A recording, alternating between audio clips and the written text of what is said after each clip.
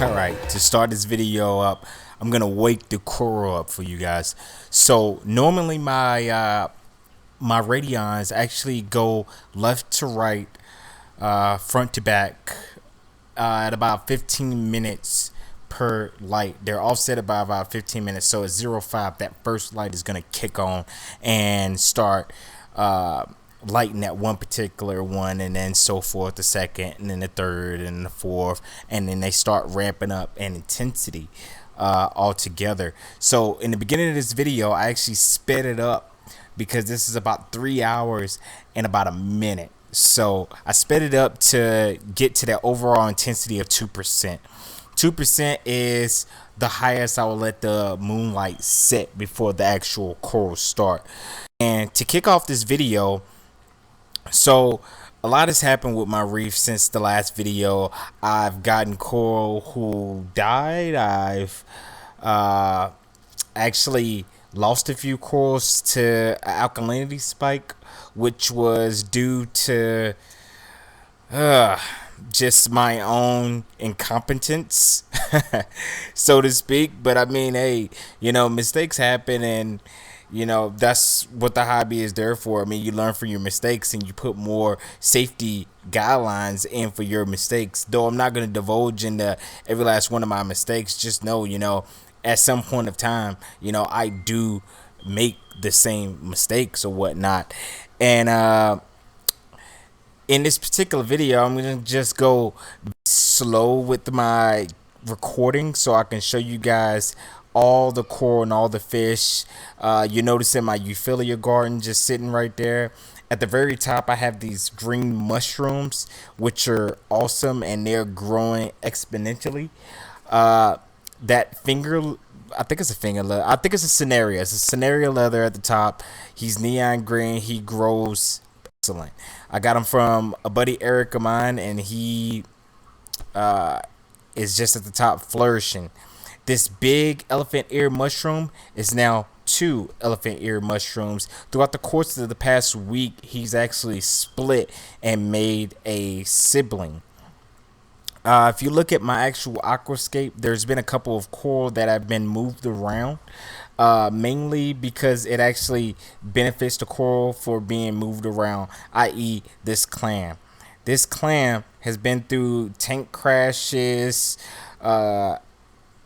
When I didn't know what I was doing, this clam has always been around. I got him at about maybe about 1 inch, and he's grown a lot.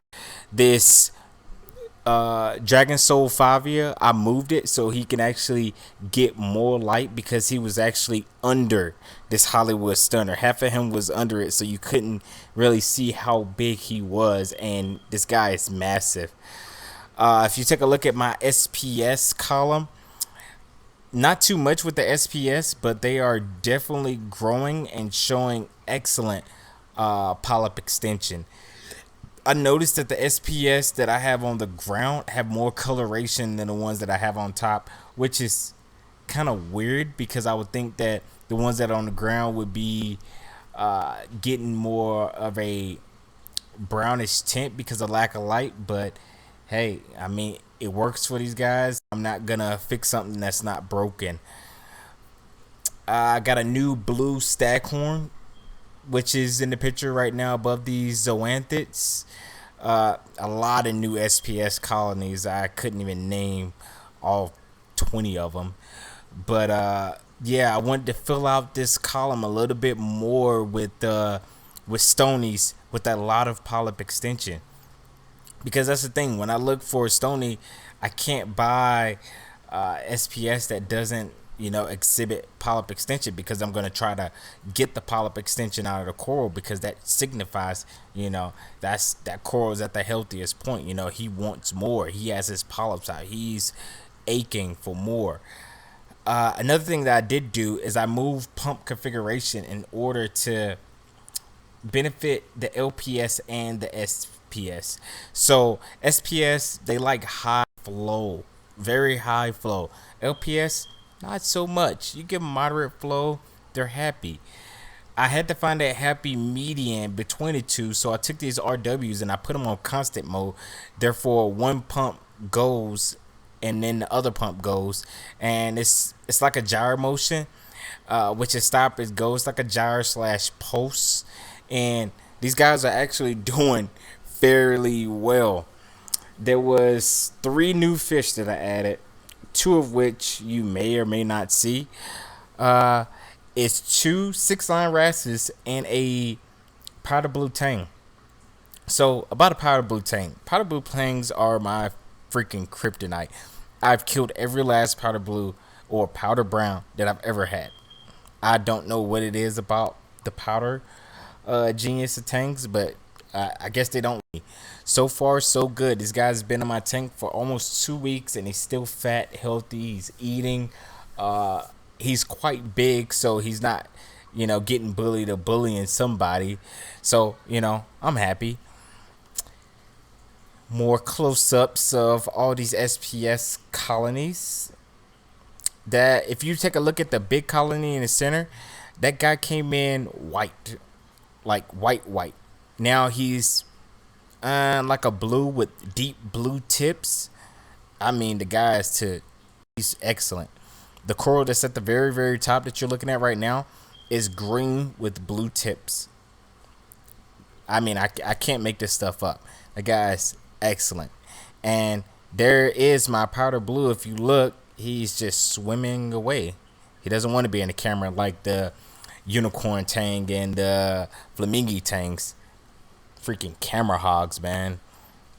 Hey, Selfin. There is a nice purple colony that you're looking at right now that's under this area.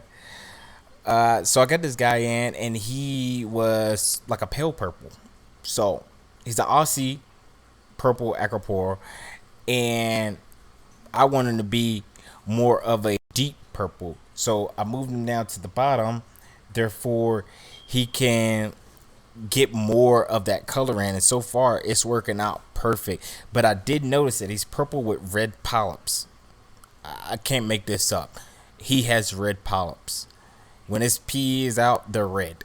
So, I mean, if one of you guys can ID that, I racked my brain to try to figure it out, but I couldn't, so I left it alone. If it's not broken, don't fix it. There is my Galaxia, who will kill everybody in sight next to him. But so far, he's next to Pasillipora and is doing well. This is a unnamed purple acropore. The reason it's unnamed is because I don't know the genius of it. A buddy of mine was breaking down his tank, and he offered me a couple corals for a very, very good price. So me being a coral junkie that I am, I'm like, hey, sure. And he looked at me like, do you have room for this? No, I don't have room for this, but guess what? I'm gonna make it. My orange clove polyps are still 9 polyps. They haven't grown any more heads. I'm just waiting for them to hit their breakthrough any day now. And a full my tank. Hopefully that powder blue will come out. There he is, right in the front. If you look at him, he's a little smaller than my unicorn tang. My unicorn tang is 8 inches, to give you an estimation how big this guy is. Another thing I changed with my tank was the lighting. So I didn't add any more lights. I didn't take any lights away. I just simply lowered the lights, and I tried to keep the lights on the same playing field because, after a while, having these lights so high, I realized I wasn't benefiting the corals by giving more spread because, hey, I got a substantial number of lights and they're very powerful. And I lowered them, and I try to make them as even as possible with the board. And so far, I think I'm doing good. But one thing I did do was film my tank in 420. So filming in 420 with a UV filter on, filter, it brought out some colors that I did not think that I would see in my tank.